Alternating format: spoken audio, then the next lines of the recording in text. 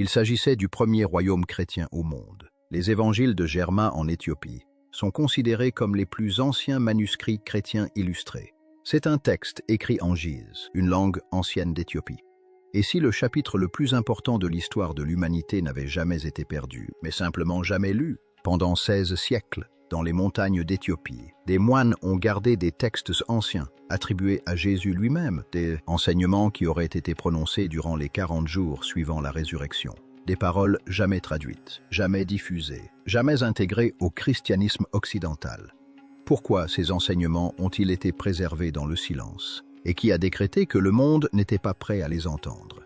Tandis que l'Europe érigeait des cathédrales, menait des croisades et définissait l'orthodoxie, l'Éthiopie a conservé une version plus ancienne et plus large de la foi, incluant des ouvrages entiers que l'Occident a rejetés. Prêtres et fidèles laïcs en Éthiopie se sont donnés pour mission de préserver les traditions et le patrimoine en s'attaquant à des manuscrits religieux et des œuvres d'art sacrées vieux de plusieurs siècles. Si cette histoire a toujours été là, sous nos yeux, qu'est-ce que cela signifie pour tout ce que nous croyons savoir aujourd'hui, en 2025? Ces écrits parviennent enfin à un public plus large. Et ce qu'ils révèlent ne démantèle pas la résurrection, cela la transforme, remettant en question qui a façonné l'histoire du christianisme, qui en a été exclu et pourquoi ce chapitre essaie de rester inexploré jusqu'à présent. Le manuscrit qui change tout.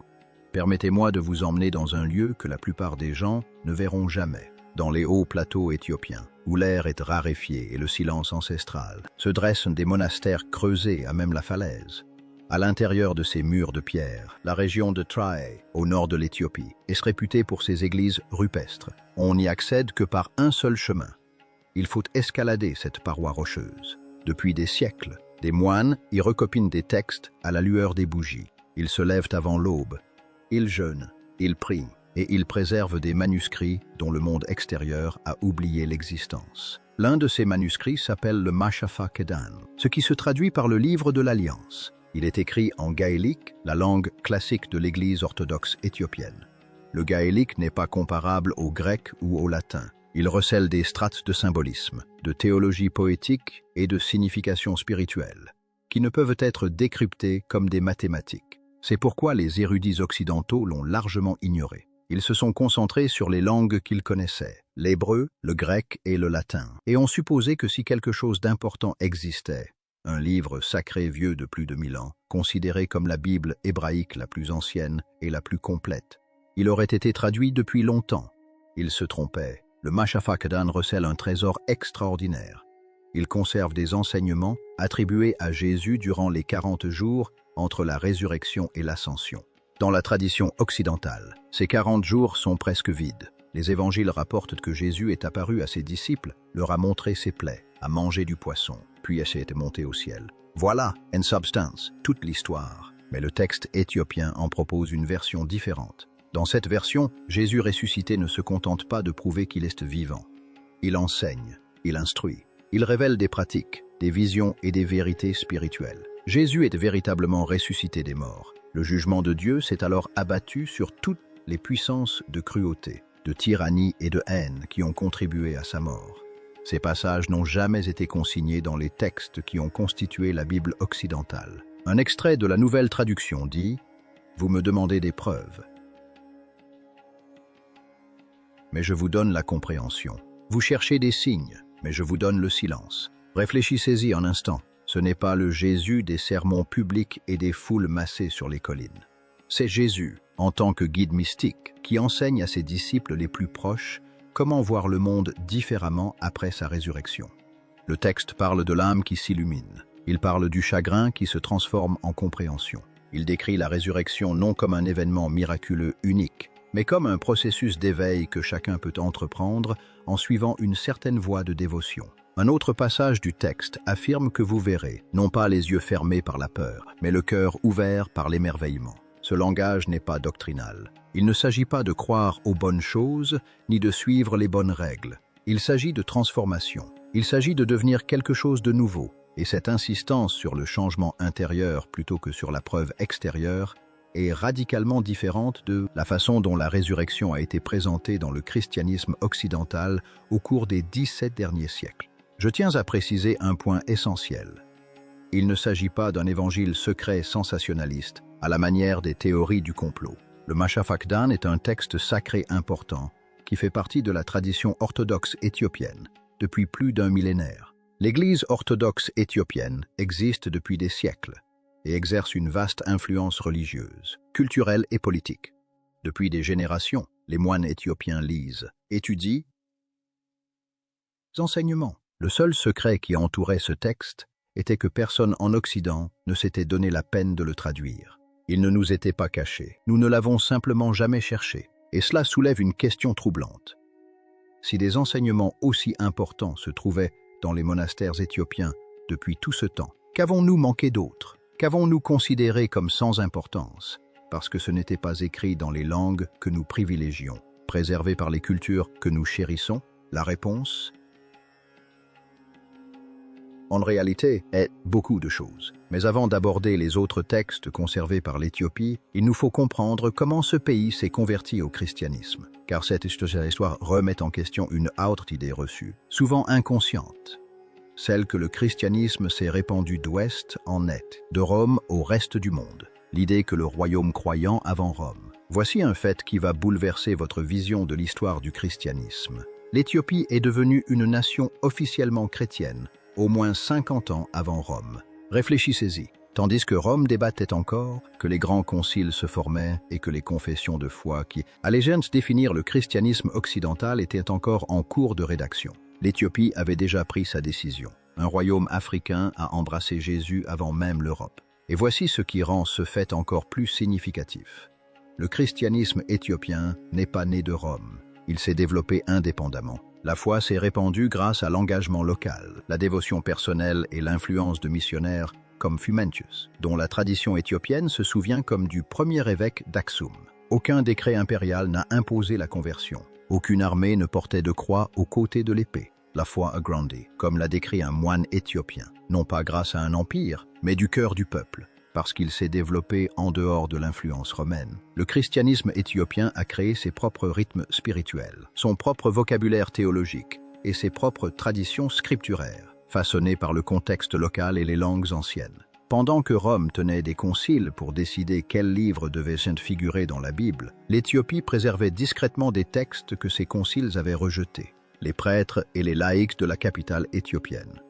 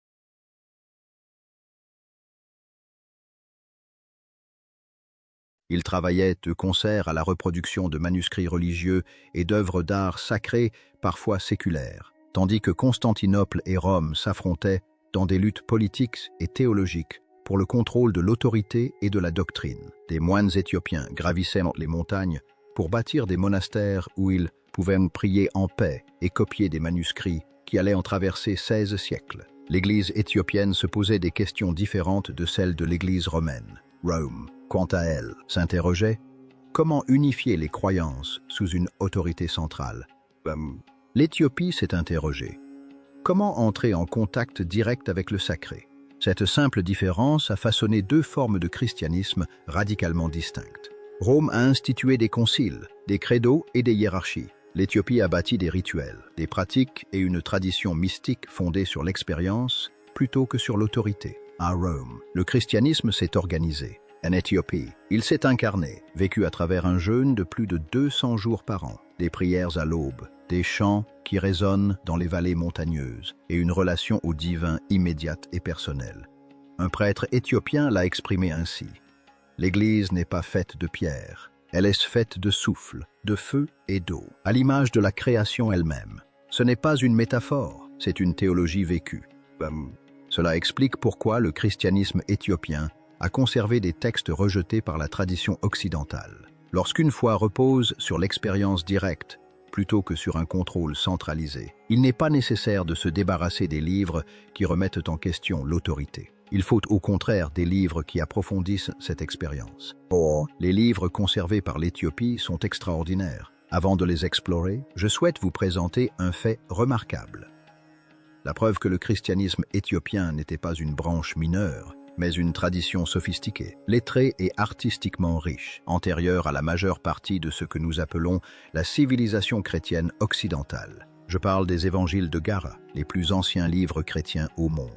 Dans le monastère d'Abagarima, situé sur les hauts plateaux éthiopiens, se trouvent des évangiles illustrés, datés par analyse au carbone 14 entre 390 et 570 de notre ère. Ils figurent ainsi parmi les plus anciens manuscrits chrétiens connus. Il s'agit des évangiles de Germain, une copie manuscrite complète des 4 évangiles, datant d'aussi loin que 330 de notre ère. Ils sont peut-être plus anciens que n'importe quel évangile complet d'Europe. Alors qu'une grande partie de l'Europe entrait dans ce que les historiens appellent le Moyen-Âge, que l'Empire romain s'effondrait et que les guerres tribales ravageaient le continent. Des scribes éthiopiens créaient des manuscrits complets des évangiles, avec une clarté théologique et une vision artistique remarquable. Les évangiles de Germain ne sont pas de simples textes, ce sont des œuvres d'art. Leurs pages sont en peau de chèvre soigneusement préparées et teintes avec des pigments naturels. Les illustrations présentent le récit des évangiles dans un style propre au christianisme éthiopien.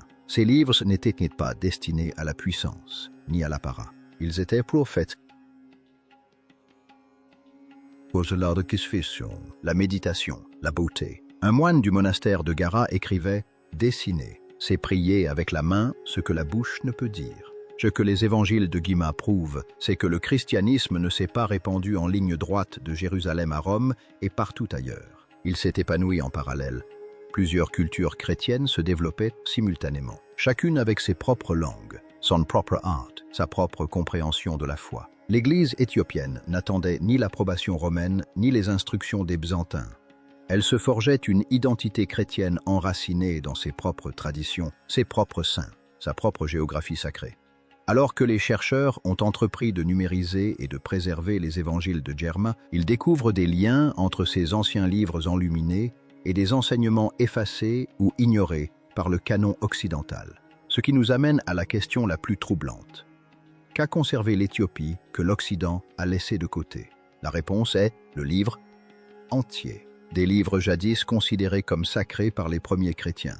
Des livres qui ont façonné la pensée juive durant les siècles précédant Jésus. Des livres retirés des Bibles occidentales, mais qui sont restés des écritures fondamentales en Éthiopie pendant 600 ans. Les livres que l'Occident a rejetés. Lors de la compilation de la Bible au IVe et Ve siècle, les responsables de l'Église ont dû faire des choix. Quels livres inclure? Quels livres exclure? En Occident, ce processus fut autant politique que spirituel. Des conciles se réunirent, des débats passionnés s'ensuivirent, des compromis furent trouvés et certains textes furent rejetés, parfois parce qu'ils étaient jugés trop mystiques, trop complexes ou trop difficiles à contrôler. L'Éthiopie fit des choix différents, et les livres qu'elle a conservés sont fascinants. Notamment, la Bible éthiopienne inclut le livre d'Enoch et le livre des Jubilés, non pas en note de bas de page ou en annexe, mais comme textes sacrés fondamentaux. Ce ne sont pas des textes obscurs. Le livre d'Enoch a exercé une influence considérable sur le christianisme primitif. Ce livre est une compilation de plusieurs écrits qui existaient probablement indépendamment, mais qui ont finalement été réunis en un seul document, l'Épître de Jude. Dans le Nouveau Testament, le cité directement. Les pères de l'Église primitive y ont fait de nombreuses références. Il y est question d'anges, de visions, de justice cosmique et de la venue d'une figure messianique. Il a façonné la compréhension qu'avaient les premiers chrétiens de la prophétie de la résurrection et de la fin des temps. Cependant, les autorités ecclésiastiques occidentales l'ont jugé trop mystique, trop difficilement compatible avec la doctrine qu'elles élaboraient. Elles l'ont donc retiré. Le livre des Jubilés relate la Genèse en l'intégrant à un calendrier sacré et à une structure spirituelle. Il éclaire la loi juive, la cosmologie et la relation entre l'humanité et le divin. À l'instar du livre d'Enoch, il a été largement lu au siècle précédent et suivant la naissance de Jésus. Les textes éthiopiens concordaient. L'Éthiopie n'avait pas altéré ses livres. Elle les avait conservés avec une fidélité remarquable, tandis que l'Occident avait oublié jusqu'à leur existence. Réfléchissez à ce que cela signifie. Pendant des siècles, les érudits ont étudié le christianisme à partir d'un ensemble de textes incomplets. Ils ont élaboré des théologies, rédigé des dissertations et débattu de doctrines en se basant sur une Bible à laquelle il manquait des livres entiers. Pendant ce temps, les versions complètes dormaient dans des monastères éthiopiens, attendant d'être redécouvertes. L'arrogance de croire que rien d'important ne pouvait exister en dehors de la tradition occidentale, en dehors des langues que nous privilégions, en dehors des cultures que nous mettions au centre. Cette arrogance nous a coûté des siècles de compréhension. Nous en revenons donc à notre point de départ. Le Mashafaka Kedan, les enseignements sur la résurrection, car ces textes récemment traduits ne sont pas isolés. Ils s'inscrivent dans toute une tradition du christianisme éthiopien, qui a préservé une spiritualité mystique et transformatrice, fondée sur l'expérience, tandis que l'Occident construisait ses institutions, et ses enseignements offrent ce que beaucoup recherchent désespérément aujourd'hui, la résurrection comme éveil. Dans le christianisme occidental, la résurrection est avant tout perçue comme un événement historique. Jésus est mort, Jésus est ressuscité, le tombeau était vide, qu'on le croie ou non. L'accent est mis sur le miracle comme preuve. Preuve que Jésus était bien celui qu'il prétendait être. Validation de la théologie chrétienne. Mais les textes éthiopiens présentent une perspective différente. Ils présentent la résurrection non seulement comme un événement, mais aussi comme un processus. Non pas comme quelque chose qui est arrivé à Jésus, mais comme une possibilité pour quiconque suit la voie qu'il a enseignée. Selon ses enseignements, les 40 jours suivant la résurrection n'étaient sans pas du temps perdu. Ils constituaient la période d'enseignement la plus importante du ministère de Jésus. Durant ces 40 jours, il a instruit ses disciples les plus proches sur les pratiques de transformation. Il leur a appris à voir autrement, à percevoir la réalité avec une profondeur spirituelle plutôt que par la seule vue physique. Il a parlé du corps devenant un réceptacle de lumière. Il a décrit comment la perception se modifie par le silence, la posture, par des éléments comme la lumière du soleil et le vent, et par le jeûne. Un verset du texte dit « Ceux qui suivent le soleil, mais ne voient jamais sa lumière, ne sont pas encore ressuscités. » Cela change tout. La résurrection n'est pas seulement un miracle qui prouve la divinité de Jésus. C'est une invitation. C'est un chemin. C'est une démarche à laquelle on peut participer, et non quelque chose qu'on accepte ou qu'on rejette. Le salut devient moins une question de croyance que de devenir. Non pas un instant de salut, mais un processus d'apprentissage qui dure toute une vie. Apprendre à voir, à percevoir, à se transformer. Le mot grec pour résurrection, anastasis, signifie littéralement se lever, s'éveiller. Les textes éthiopiens prennent ce sens au sérieux. Ils présentent la résurrection comme une forme d'éveil spirituel accessible à quiconque et prêt à s'y engager. C'est pourquoi ces enseignements ne s'intégrent pas à la théologie structurée qui a émergé après le concile de Nica en 325. Ce concile visait à définir la doctrine, à établir ce que les chrétiens devaient croire pour être considérés comme orthodoxes. Il s'agissait d'unité, d'autorité et de distinction nette entre la croyance juste et la croyance fausse. Mais les enseignements sur la transformation intérieure, sur l'expérience spirituelle directe, sur les pratiques qui modifient la perception, cela ne s'intègre pas facilement aux dogmes. Elles sont trop personnelles, trop expérientielles, trop difficiles à maîtriser. Aussi ont-elles été exclues de la tradition occidentale, non pas parce qu'elles étaient hérétiques, mais parce qu'elles étaient dérangeantes. Et pourtant, elles ont survécu. Pendant 16 siècles, des moines éthiopiens ont perpétué ces enseignements. Ils pratiquaient le jeûne, les prières, le silence. Ils incarnaient ce que décrivaient les textes. Et maintenant que ces enseignements touchent enfin un public plus large, ils répondent à une quête spirituelle que beaucoup recherchent. Pourquoi est-ce important aujourd'hui? Un phénomène étrange se produit actuellement dans le monde occidental, et les chiffres révèlent une réalité que les institutions religieuses refusent d'entendre. Les églises se vident. Des bancs autrefois remplis sont désormais vides.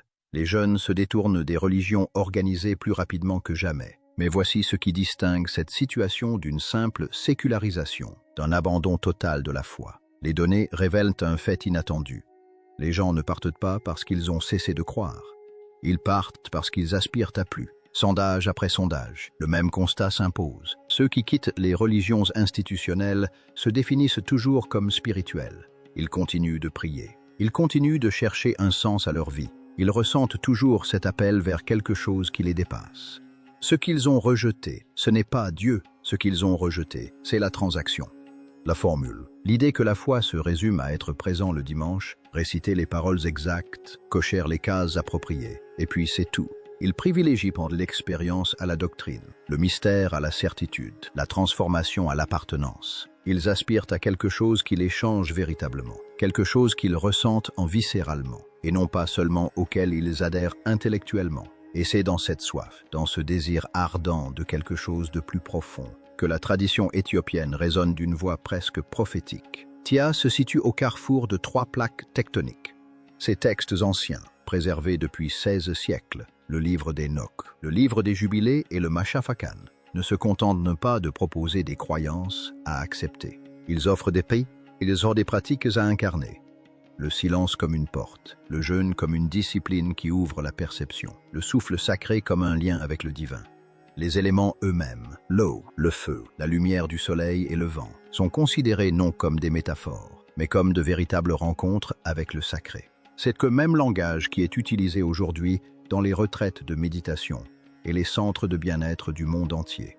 Des millions de personnes dépensent des milliers de dollars pour apprendre des techniques de calme, de présence et de pleine conscience que les moines éthiopiens pratiquent gratuitement dans leur monastère de montagne depuis le IVe siècle. La différence, c'est que l'industrie moderne du bien-être a dépouillé ces pratiques de leur dimension sacrée. La pleine conscience a été dénuée de sens. La méditation a été séparée du divin. On apprend à respirer, mais pas à prier. On apprend à être présent, mais pas à faire l'expérience de la présence elle-même. La tradition éthiopienne n'a jamais fait cette distinction.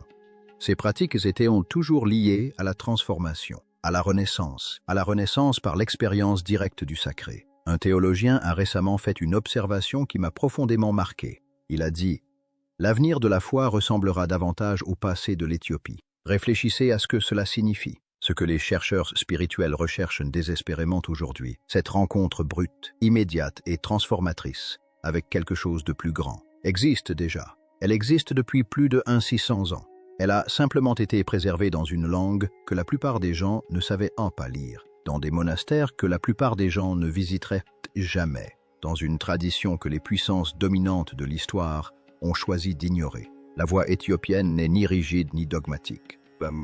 C'est rythmé. C'est visionnaire. Cela s'incarne dans une pratique quotidienne, plutôt que dans une présence hebdomadaire. Cela offre un espace à la beauté, au silence, à la rencontre directe que recherchent les chercheurs d'aujourd'hui. Et voici ce qui me frappe le plus profondément dans ces enseignements. Ils ne posent pas la question qui obsède le christianisme occidental depuis des siècles. Ils ne demandent pas « Que croyez-vous ?» en se posant plutôt une question bien plus exigeante. Comment percevez-vous ce changement ?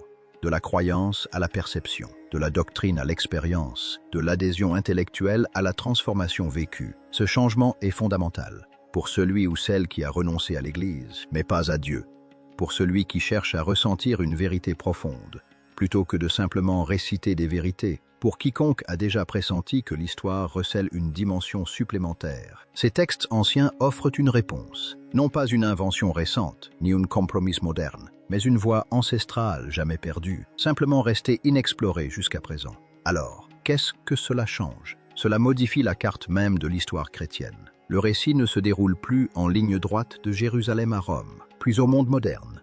Elle se ramifie, diverge et survit dans des endroits que l'Occident a appris à ignorer. L'Éthiopie n'a pas perdu la tradition originelle, elle l'a perpétuée intacte, tandis que d'autres versions étaient restreintes, remaniées et érigées en version définitive. Cela transforme notre perception de la Bible, non plus comme un monument unique et intouchable, mais comme un récit vivant, façonné par des choix humains où certaines voix ont été mises en avant et d'autres discrètement occultées. Cela change aussi notre compréhension de la résurrection, non plus comme un simple événement auquel croire, mais comme une transformation à vivre pleinement. Les textes éthiopiens suggèrent que, durant ces 40 derniers jours, Jésus n'exigeait pas la foi en sa divinité, mais enseignait à ses disciples comment s'éveiller à une réalité nouvelle. Ces manuscrits furent précieusement conservés pendant 16 siècles, copiés à la main, protégés des guerres, des famines et des empires, non pas parce qu'ils étaient ni dangereux, mais parce qu'ils étaient impuissants. Désormais, elles ne sont plus cachées, les traductions existent, les mots sont rendus publics, ce qui signifie que l'histoire ne s'arrête pas là. Elle atteint simplement un point où elle ne peut plus être ignorée. La question n'est plus de savoir si ces enseignements sont réels. La question est, que va-t-il se passer maintenant que nous les avons enfin entendus?